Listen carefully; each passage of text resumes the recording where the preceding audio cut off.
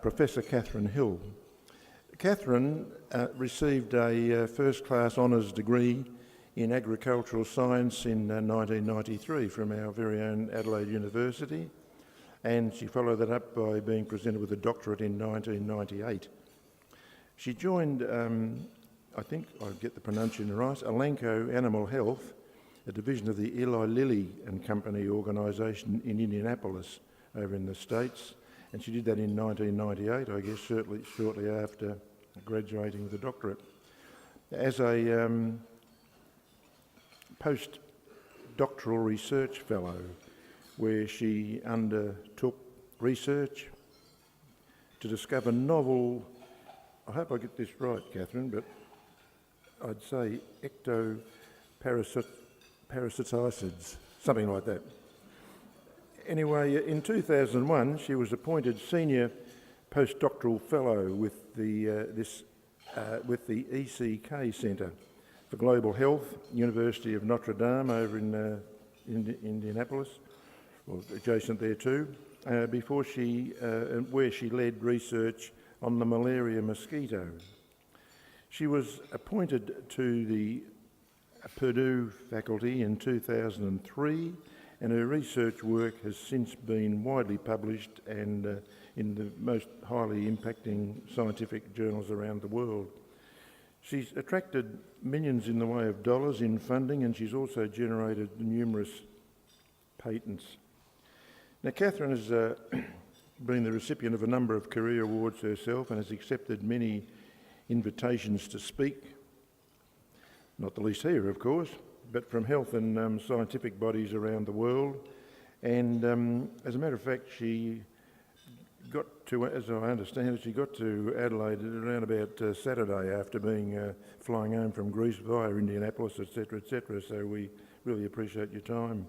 And it's really great that you're sitting here. We've got Catherine's mum and dad, Rosemary and Noel, with us as well, and it's nice to see you eating as a family. I understand it's going to go through till about the end of the month.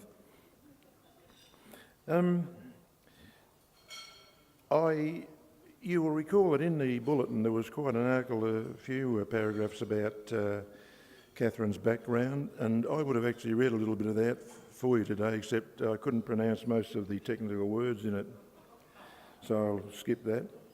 But she also has but I would direct you there and have a look, because she's got a very, very interesting CV without doubt.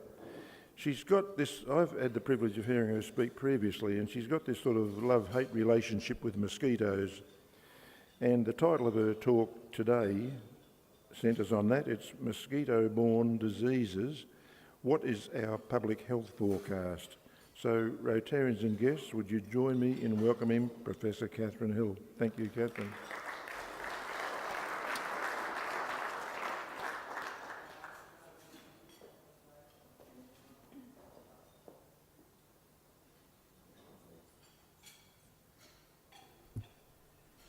To lower this. Thank you very much, Ollie, and thank you to Rotary Adelaide. Can you all hear me okay? I think so. Excellent. Actually, is this Ollie's? Ollie, is this yours? You're recording. Okay. Oh, I've been recording, okay. All right. So, look, thank you very much for the invitation to come and speak to you. It's lovely to be here. It's a delight to be back in Adelaide. And I'm speaking about a subject that's near and dear to my heart, and that is mosquitoes and mosquito-borne diseases. And yes, Ollie's correct, it is a bit of a love-hate relationship that has evolved over the last 20 years, and some of you might have a bit of a hate relationship with mosquitoes, but maybe we might change that perspective by the end of today and give you a sort of a different way of thinking about mosquitoes and also about mosquito-borne diseases. And I am here for a couple more weeks. I'm a visiting scientist at the University of South Australia, so here through beginning of September. If any of you would like to follow up, you're more than welcome to. That's my email there. And I thought I would talk about the global surge that we're seeing in mosquito-borne diseases. I think many of you would have heard about Zika and dengue last year, and so I wanted to touch on that. And you see there on the slide an illustration of the front page of a global health report by the WHO, the World Health Organization, and they consider mosquito-borne diseases of sufficient significance that they dedicated an entire year to mosquito-borne diseases in 2014. I'm based at Purdue University in the United States. It's just outside of Chicago, so it's pretty cold in the winter. Nice to be here, but what is our global health forecast? Well, my perspective and the perspective of many folks in my field is that it's cloudy with a chance of scattered epidemics and a possible pandemic. And that sounds a bit scary and grim, but that is actually our thinking at this time. And so I'm going to talk a little bit about what we might do to address that. I'd like to introduce you to the I'd like to introduce you to the most dangerous animal on the planet. This is the Aedes aegypti. It's the dengue and yellow fever mosquito. You have probably met Aedes at some point in your time. And this is the female. She's taking a blood meal from her human host. And for those of you who don't know, mosquitoes are just flies that have developed the ability to blood feed. And in so doing, they've also developed the ability to vector a number of important diseases that affect human health. So mosquitoes are considered the most dangerous animal on the planet. It's not crocodiles or tigers or elephants or rhinos. It's actually mosquitoes because of the number of diseases that they transmit and the impact that they have on our health. This is a list of some of the mosquito-borne diseases that you've probably heard of before. I'm just going to run through them. Malaria, dengue, yellow fever, Zika, West Nile virus, chikungunya, Japanese encephalitis, St. Louis, La Crosse, Murray Valley. I'm sure some of you have heard of these. And in fact, Murray Valley and Ross River are two of the viruses that you've probably heard about here in South Australia. So, and there are many, and the list seems to be forever growing. I thought it would also be good to, I don't know what's happened to my font there, but something has anyway. So I thought it would be good to talk about the global impact of mosquito-borne diseases because some people don't realise just how important these diseases are. More than half of the world's population is at risk of mosquito-borne diseases because of where they live. And we see about 500,000 human deaths to mosquito-borne diseases every year. Mosquito-borne diseases account for about 1/6 of the illness and disability that we see on this planet, and they obviously account for a lot of mortality, but also importantly morbidity, which is reduction in quality of life. Importantly too, they exacerbate poverty and they prevent economic development. The thinking is that the reason that Africa has not emerged out of poverty is because of the enormous burden that malaria places on its economic and social development. And right now we're in a situation where many diseases that we thought we had under control are actually re-emerging and spreading around the globe.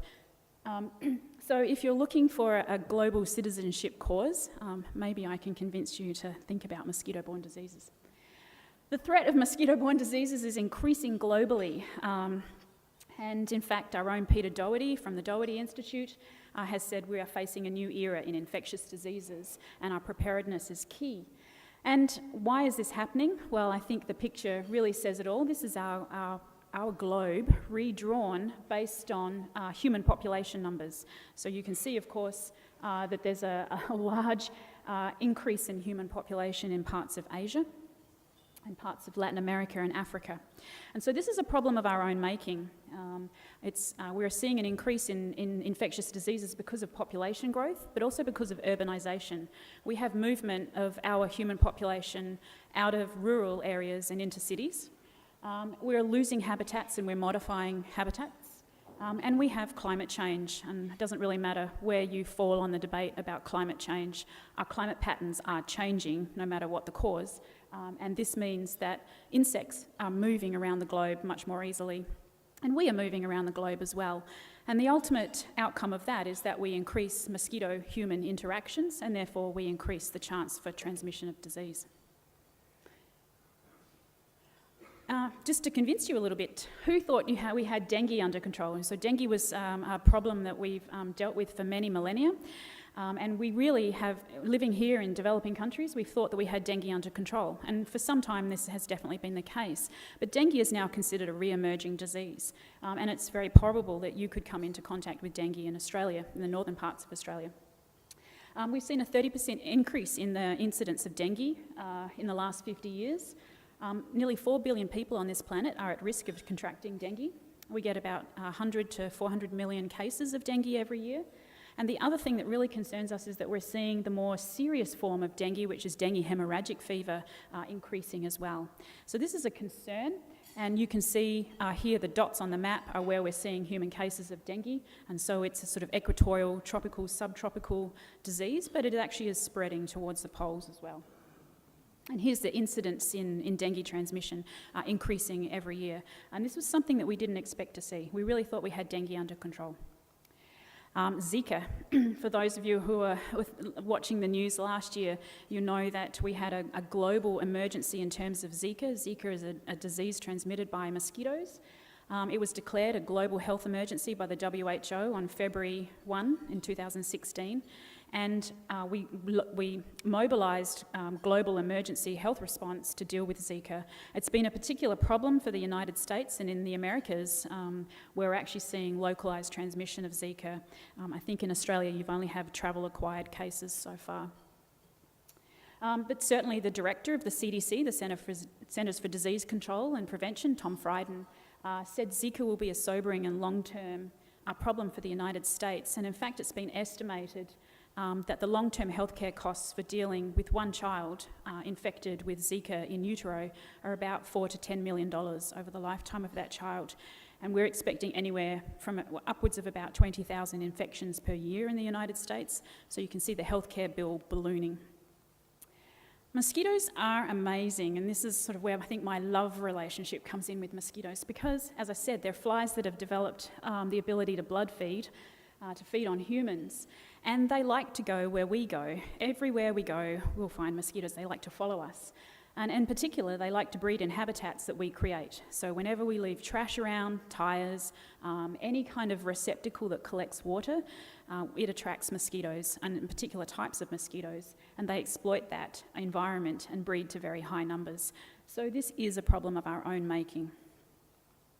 I call them the mighty winged warriors, and they truly are amazing. All of the mosquitoes that we work with are originally from Africa, but they've managed to spread around the globe, largely with the slave trade in the 1700s, and then more recently as we have moved around the globe. This is Anopheles gambiae. It's the mosquito that transmits malaria in Africa. It used to be the mosquito that we were the most concerned about.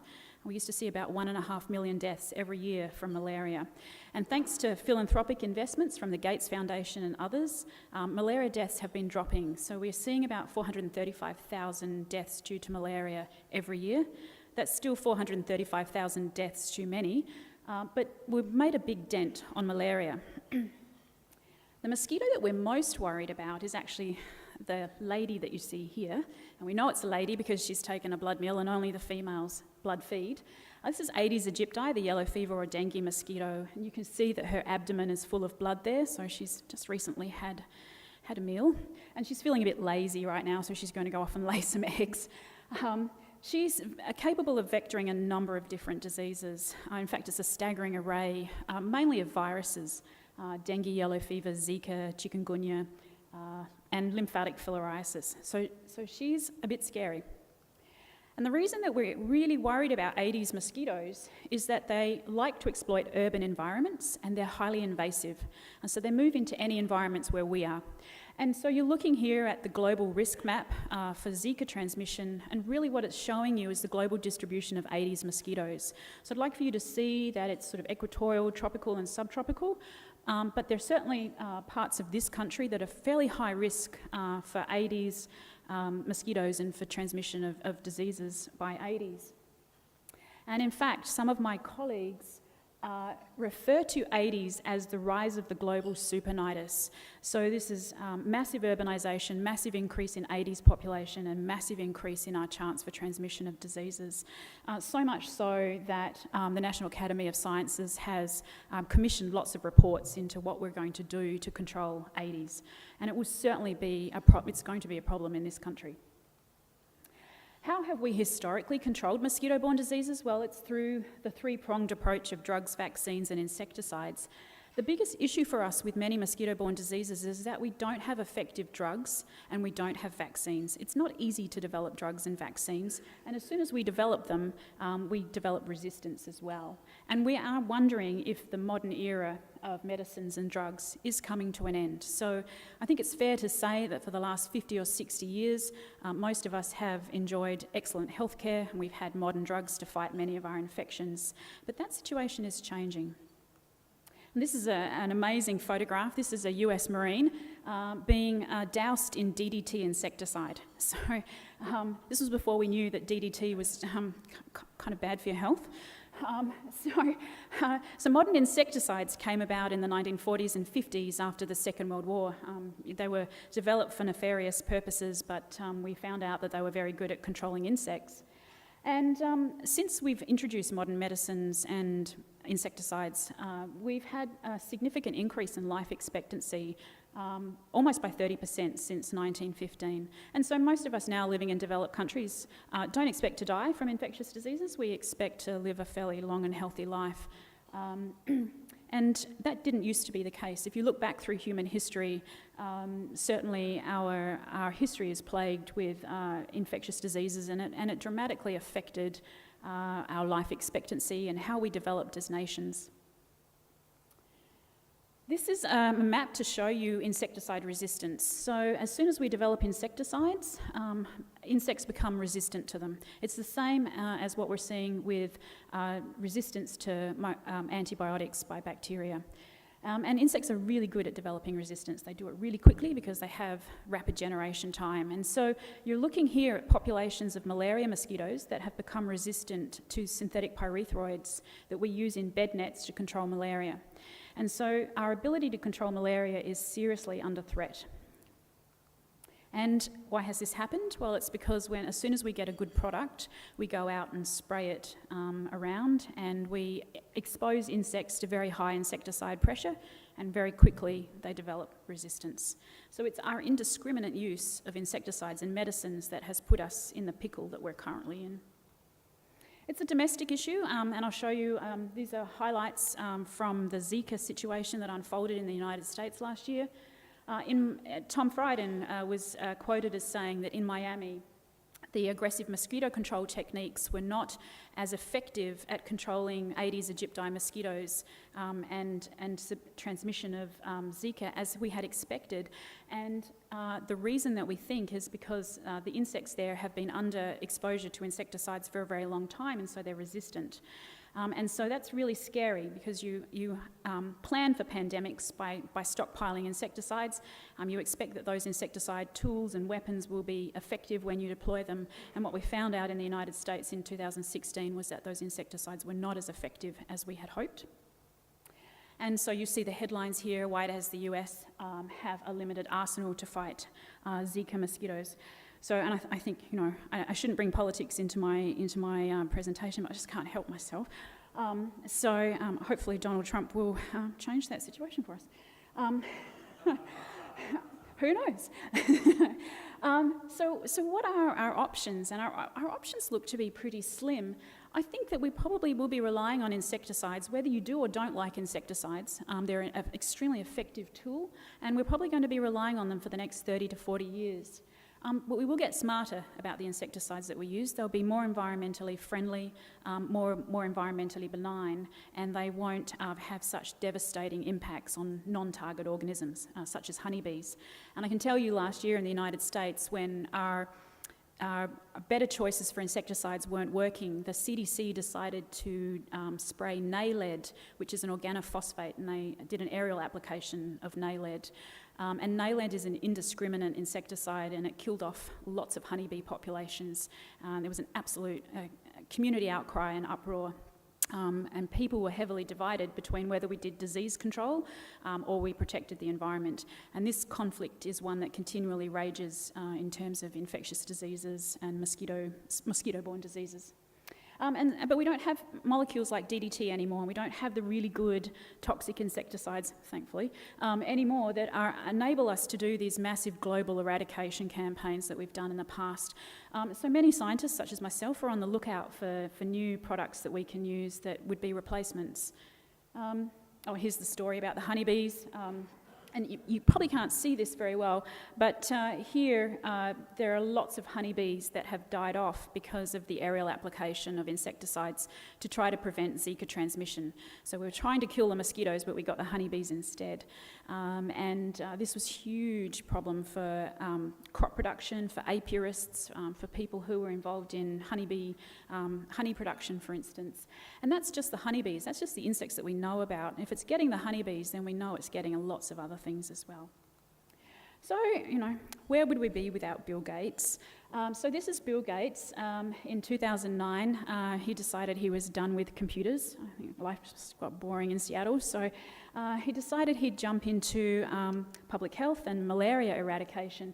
And he went to a TED conference. I don't know if any of you have been to TED conferences, but this was a particularly notable one because he walked into the auditorium, the doors were shut, and he opened up a jar which supposedly had mosquitoes in it, and he let them out into the audience, and he said, and I quote, "Not only poor people should experience this," and he was talking about malaria. And I have to confess, Ollie, I did consider a stunt at today's lunch along these lines, but I thought maybe not. So there weren't really mosquitoes in the jar, but his point was well taken. And so Bill Gates and many of his colleagues, Bono from YouTube, Bill Clinton and many others, have been heavily investing in this arena, trying philanthropic investments to improve human health and infectious diseases. And so many people are proposing that we might have a world without mosquitoes, and so we're back to the sort of love-hate relationship now. And this is a very common theme that we're seeing. And a lot of people ask me, what value are mosquitoes? And for a long time I've struggled with this question because I find them just as annoying as you do. In fact, I live in Indiana, which is part of the Bible Belt, and so this is one of the most common questions I get. And I find it very hard to ask because I don't have Noah on speed dial. But anyway, they got on the ark, and since then they've spread around. And some of my colleagues have put forward some very strong statements about the fact that it is our moral duty to eliminate mosquitoes from the planet.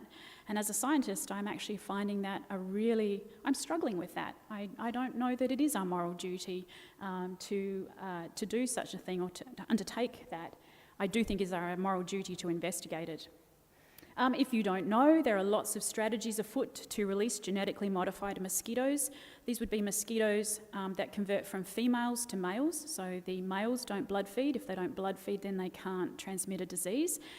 So Australian researchers are looking researchers around the world are looking at converting mosquitoes that have basically had a sex change. Wrap your head around that, to outcompete the local population and drive down transmission of diseases. And others are looking at mosquitoes that have a reduced ability to transmit disease. And in fact, this is very well-known work from Scott O'Neill, who is at Monash University. He's launched the Eliminate Dengue program using genetically modified mosquitoes. They have started field trials in Queensland and around the world, and it's getting lots of philanthropic investment. Others have entered this game. Here's Uncle Bill again. So this is Bill Gates, and he's just put 70 million into using genetically modified mosquitoes to try to wipe out malaria transmission. And the most recent one, the one I heard about last week at a conference, is this one. Who's heard of Verily? Does anybody know the company Verily? Anyone?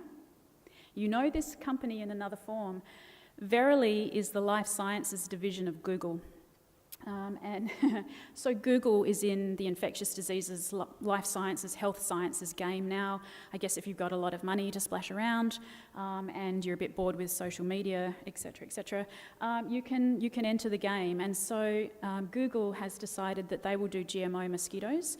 And just for your information, they're going to do a field trial in Queensland, in Ipswich, and also one in California, in Fresno.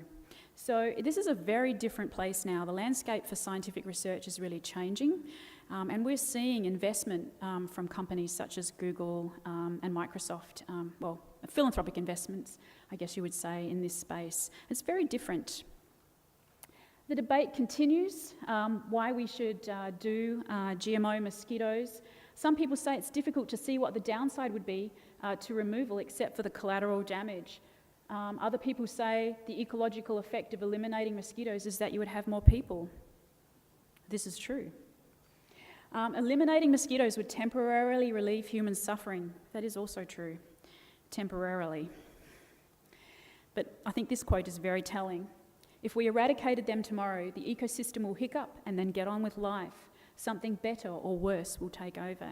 And I think it's worth focusing on what worse would be. And I think many of us in the field are worried about that. So just some keywords there to focus on. And then Bill Gates says, well, we're not targeting to eliminate mosquitoes, we're targeting to eliminate the human diseases. Why should we be cautious? How much do you know about mosquitoes? If I showed you this picture, would it surprise you? This is actually a mosquito feeding on the nectar of a flower. So for those of you who don't know, mosquitoes do nectar feed and they pollinate flowers, but we never hear about this because everybody likes to talk about the bad things that mosquitoes do. So they're important. They're very important to our ecosystem. There's about 3,600 species worldwide, but only about 50 of them vector diseases. They're great sources of food for bats and birds and fish, lizards, spiders, dragonflies, etc. They're pollinators, and of course, because they have an aquatic stage, they're very, very good at processing organic matter, so they're detritus processors. And as we say, they've been on Earth for more than 100 million years and they've co-evolved with so many species. And we want to be very careful about eliminating them because we don't know what the effects would be. Their biology is amazing. This is actually a photograph that we took in my lab. This is a drop of water and you see there's probably about 40 mosquito larvae in that drop there. Truly amazing.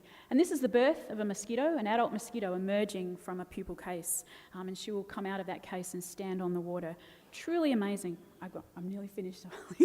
And then my last point is that mosquitoes, there's lots we're learning about their biology. It wasn't until very recently we realised that they sang to each other just before they mate. So they mate in swarms and they find each other in a swarm by singing love songs, and they locate the different frequencies. And so the female sings at a high frequency and the male sings at a lower frequency. And as they come together, their songs harmonise. And she's actually choosing a mate based on the song that he's singing. And of course, so it's an indication of his fitness level. So sing away, guys. It's like mosquito Chippendales or something, I don't know. But what's truly amazing about that is we didn't know that 10 years ago. And then we've realised, of course, we could exploit this for mosquito control. We could design traps that attract mosquitoes to different sounds, rather than applying chemistries. And we also need to be careful about what happens when it goes wrong. So this is a map of the distribution of Aedes aegypti, that yellow fever mosquito, in the Americas in the 1930s, before we had a global eradication campaign. In the 60s and 70s, the Pan American Health Organization came in and did an eradication campaign, and they nearly wiped out the mosquito, but they didn't quite finish it off. And it was very expensive, and so they stopped at this point. And then you can see, since that time, Aedes has reinfested the Americas and then some. And why is that a problem? Well, here's what's happening with dengue transmission then and now. We had very little dengue transmission in 1981. We have massive amounts of dengue transmission since Aedes has reinfested the Americas. So there are unintended consequences of control campaigns, and we need to be very, very careful. So our public health forecast, I think that I'm going to encourage you to think about mosquito-borne diseases as the new norm. These are not just problems for developing countries anymore, they are problems in the developed world, and they will become increasingly so. This is a constant battle requiring multiple new tools. I think you will see a reliance on insecticides for the next 20 to 50 years. It's all we've got right now until we bring on GMO strategies. But you will see GMO strategies. They're already in field development, and I think they will be successful. The outlook is promising for some diseases. We need to proceed very cautiously. Mosquitoes may be useful in ways that we cannot yet imagine, and eradication has consequences we probably can't predict. And I'm going to leave you with this thought and quote from Edward Wilson, who is a very well-known entomologist at Harvard. It's the little things that rule the world, and they certainly do. Thank you.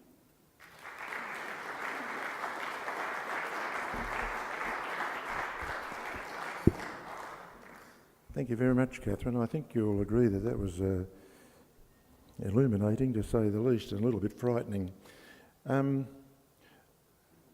Catherine was mentioning raising funds through Google, it reminded me that I should have reminded you that we've got those little bowls going around the tables. We're asking you to be as generous as you possibly can. We don't think you'll match Google, but let's give it a go. There will be time for about two questions. We've got one out there somewhere? Yes, there's one right there. Yes, Steve? Very much. Just in respect of the potential for a pandemic, to me this is not the same as an airborne disease like Ebola or something like that. The next thing that intrigues me is mosquitoes' sole mission in life just to make people sick. What about its effect on other animals and stuff like that? And it just strikes me here we are, these creatures are flying around doing their own thing. They're all part of an ecosystem.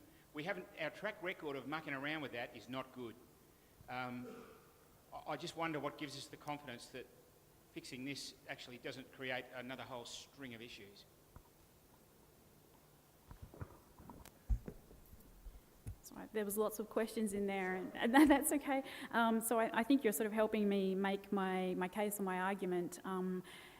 So we don't want, to have another, it's essentially sort of like, we don't want to have another cane toad disaster by mucking around with the ecosystem. And so it really behooves scientists to proceed very cautiously and slowly. Of course, we're driven by the general public putting a lot of pressure on us to come up with solutions very quickly. And so, as I said, that's always a conflict. What are mosquitoes doing? Who knows? They're just amazing little creatures. They're certainly a very important food source for a lot of organisms. And so that's sort of a very delicate food web that has evolved there. And not a pandemic like you think with an airborne pathogenic agent, which can spread very quickly. But mosquitoes can spread really quickly too. They fly around on air currents and they bite people very aggressively. So as you probably know, they take multiple bites and that enables them to transmit very quickly. And then we see some things that we never expected. So Zika has really got us worried because it's the first time that we've seen a mosquito-borne disease that's also transmitted from mother to fetus and causes congenital defects, and that's never been seen before. So we're very worried about some of the viruses that might be out there that haven't sort of come out of the jungle yet, so to speak. And as we increasingly mess around with deforestation, we are likely to see those viruses come out of their natural ecosystems and into ours. Getting closer. Is there a quickie? Yep.